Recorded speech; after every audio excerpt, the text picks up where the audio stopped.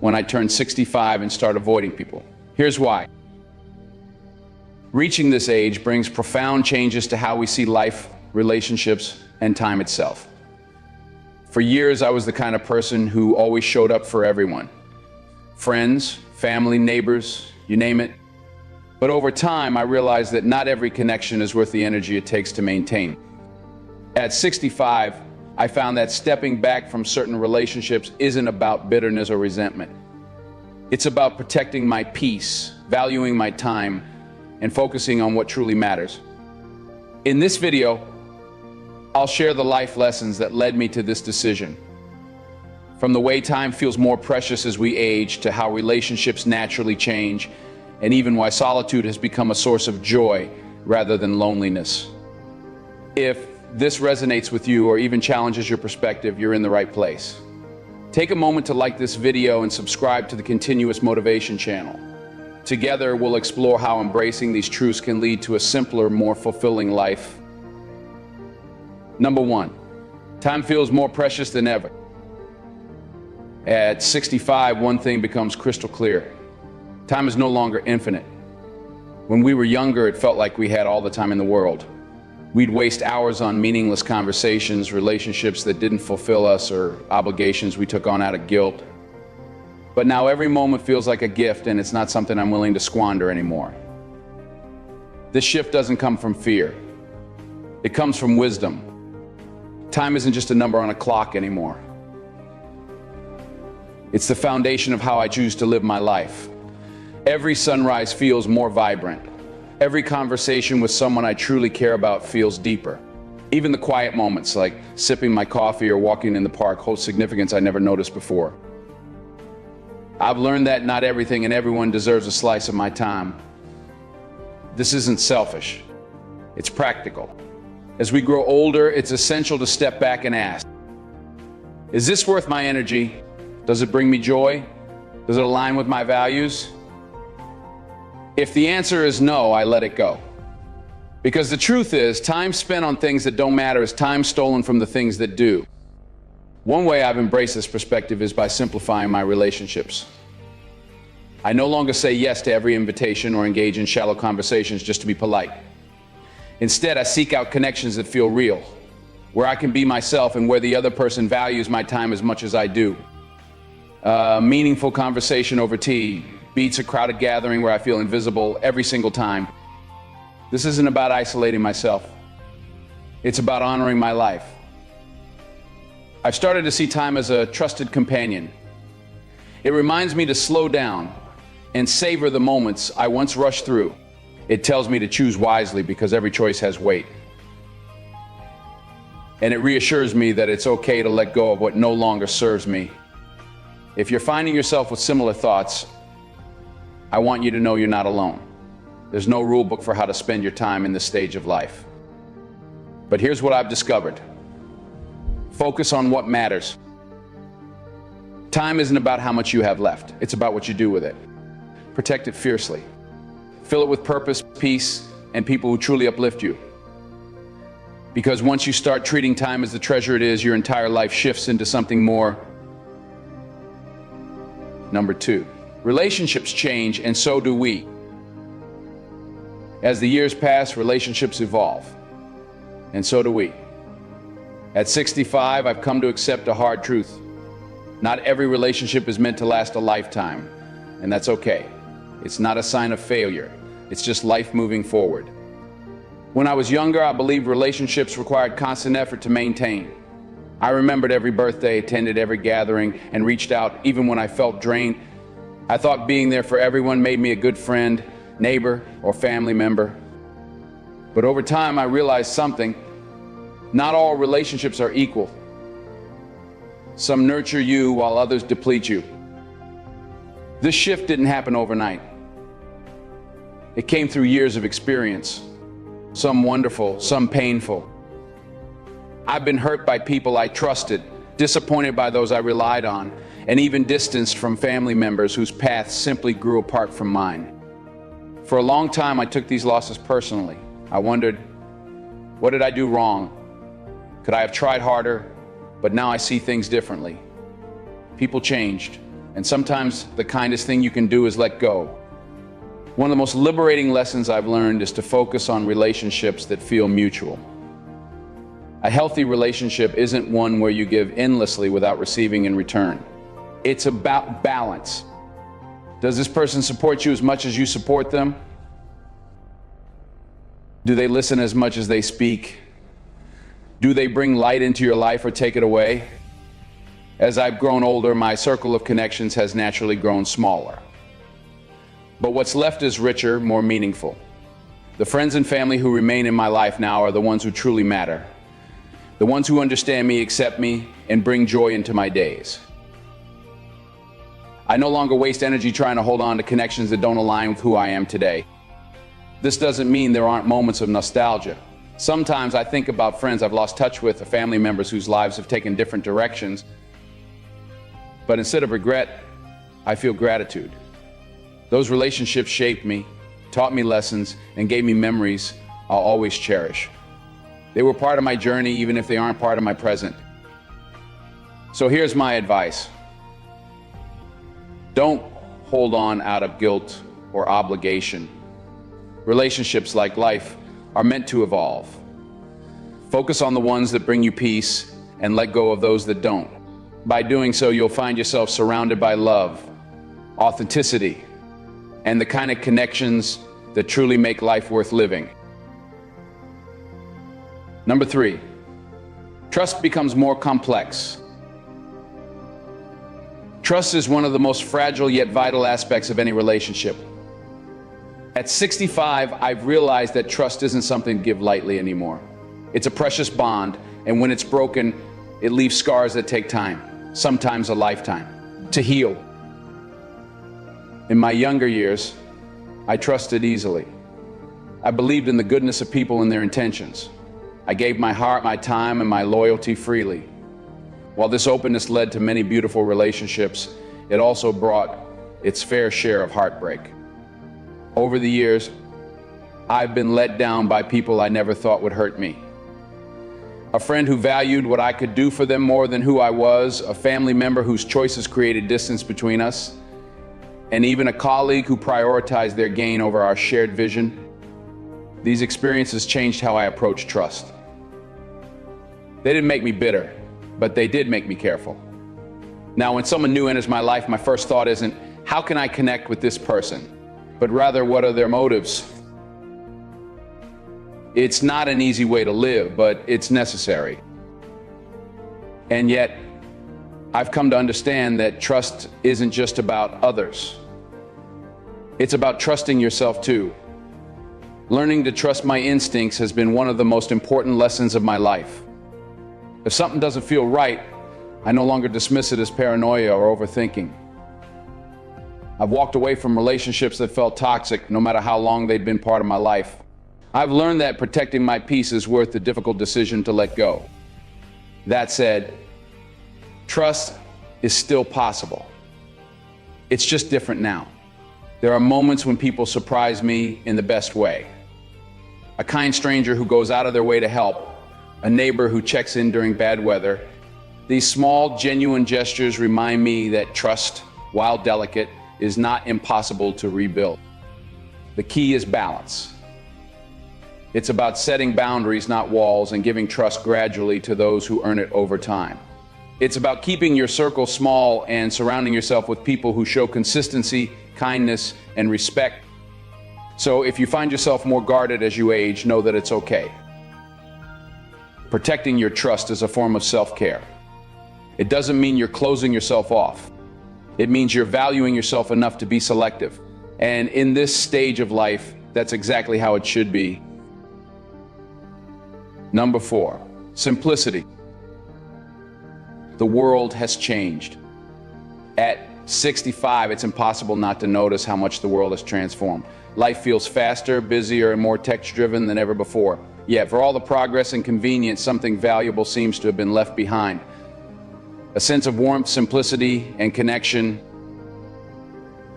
I grew up in a time when relationships felt genuine. Neighbors weren't just people who lived nearby. They were friends. We'd visit each other without needing an invitation, sharing coffee, stories, and laughter. Families gathered regularly, not because they had to, but because they wanted to. Time spent together felt natural and meaningful. Now things are different. People are so busy chasing success, managing endless to-do lists, and keeping up with the fast pace of modern life. Conversations once heartfelt and deep have become brief and rushed, squeezed into moments between notifications and distractions. Even family time feels more strained, often limited by physical distance and competing demands. Technology, while a blessing in many ways, has played a role in this change. I appreciate being able to video call my grandchildren or reconnect with an old friend through social media. These tools make life easier, but they also create barriers. Nothing replaces the experience of sitting across from someone, feeling their presence, and hearing their voice unfiltered by a screen. Sometimes I miss the ease of simply being together without the interruptions of modern life. The constant hum of technology can also feel overwhelming. Notifications, updates, and endless news make the world seem louder than ever. Paradoxically, even with all this connectivity, many of us feel more isolated. It's a strange reality that we have so many ways to stay in touch, yet genuine connections often feel harder to come by. This isn't about resisting change or longing for the past. Every era has its challenges and every generation adapts. But at 65, I find myself valuing simplicity more than ever. I choose to step away from the noise and focus on what truly matters. Heartfelt conversations, meaningful relationships, and the quiet joy of shared moments. If you feel the same, it's okay to slow down. It's not about rejecting modern life. It's about choosing where to place your energy. By stepping back from the rush, we can protect the parts of life that feel authentic and real. In a fast-moving world, seeking simplicity isn't about giving up. It's about holding on to what matters most. Number 5, solitude isn't loneliness. Solitude and loneliness are two entirely different things. This realization has been one of the most freeing lessons of my life. Loneliness is an ache, a feeling of emptiness that comes from longing for connection. Solitude, however, is a choice, a space for peace, reflection, and renewal. It's not something to fear, it's something to embrace. In solitude, I found clarity that's hard to achieve in the rush of daily life. There's a profound beauty in simple, quiet moments, sitting on the porch with a warm cup of tea, listening to the wind rustle through the trees, or watching the sun sink slowly below the horizon.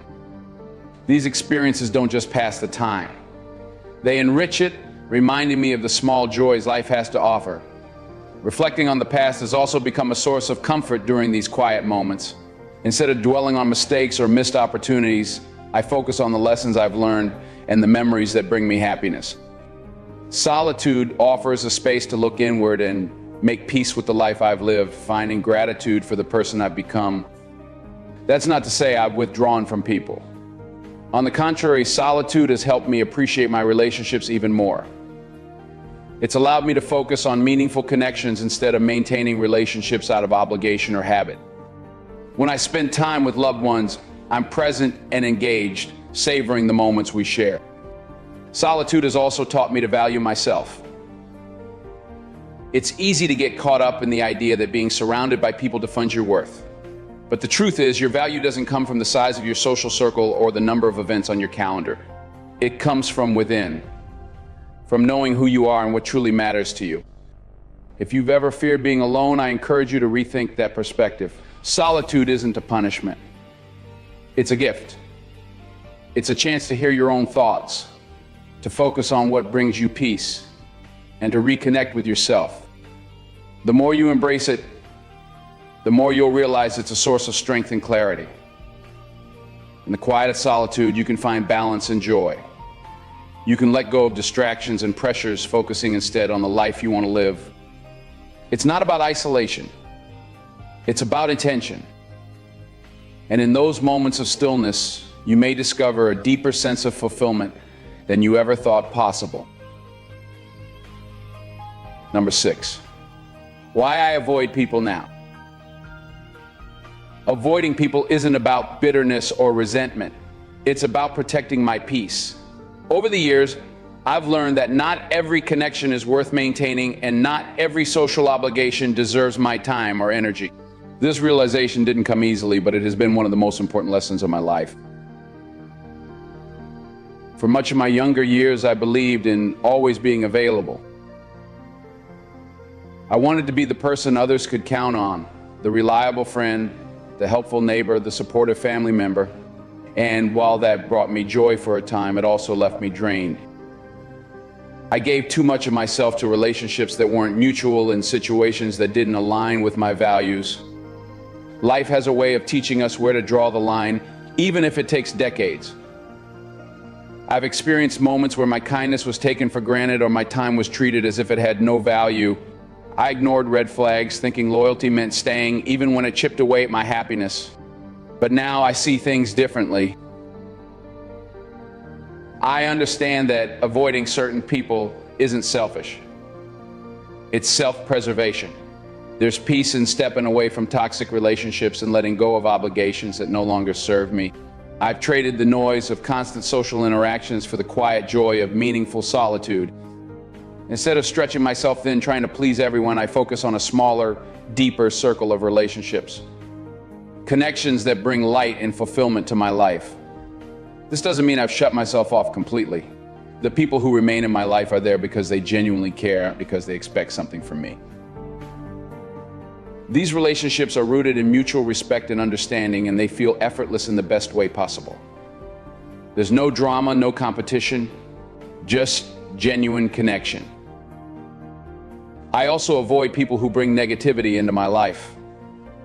Those who thrive on drama, constantly complain, or never ask how I'm doing no longer have space in my world. I've learned to prioritize my own well-being, even if that means saying no more often or choosing solitude over company. Avoiding people doesn't mean giving up on humanity. It means valuing myself enough to protect my peace. It's about choosing relationships that uplift, not drain, and seeking moments that truly matter. Life is too short to waste on what doesn't bring joy. In making this choice, I found a sense of freedom and happiness I didn't know was possible.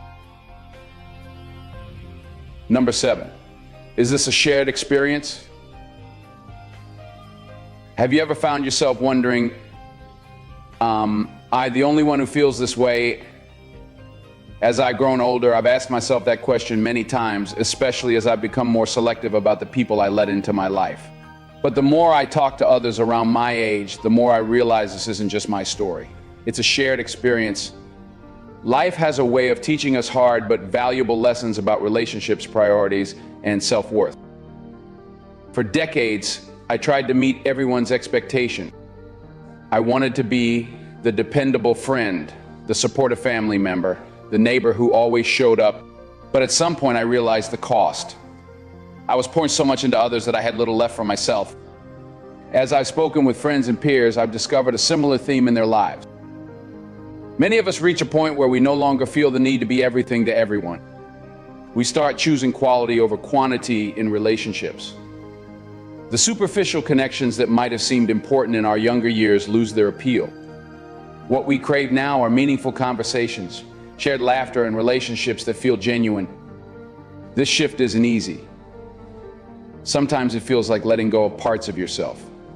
Saying no to people who once relied on you can feel selfish, but it's not. It's self-preservation. The truth is, we can't be everything for everyone, and trying to do so only leaves us drained and resentful. By stepping back, we create space for relationships that nourish us instead of depleting us. And here's the thing, you're not alone in this. Many people in their 60s and beyond are making the same choices. It's not about pushing people away. It's about finding peace and clarity. It's about prioritizing your well-being and focusing on what truly matters. If you've noticed yourself pulling back from relationships that no longer serve you, it's not a sign that something is wrong. It's a sign that you're growing, evolving, and learning to value your time and energy. Letting go of what doesn't bring you joy opens the door for deeper, more meaningful connections. This stage of life isn't about how many people you have in your corner. It's about the quality of those connections.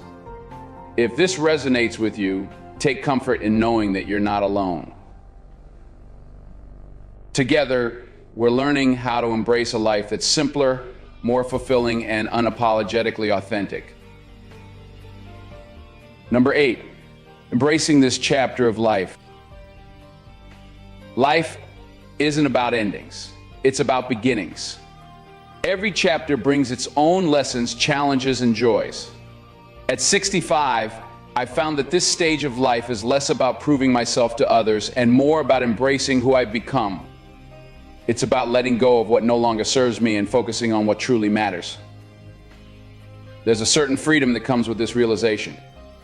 When we're younger, we often live with urgency, always rushing to achieve, to do more, to meet expectations.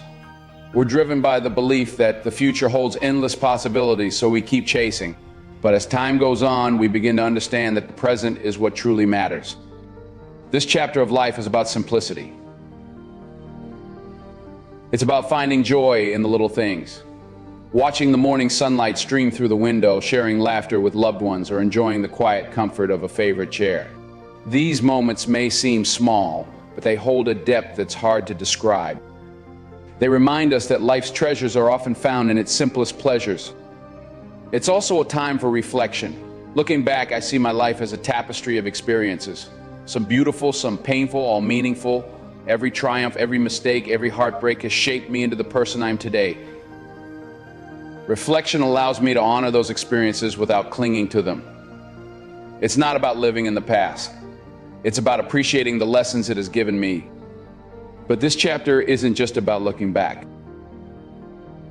It's also about looking forward. There's a quiet excitement in knowing that there's still time to create, to learn, and to grow.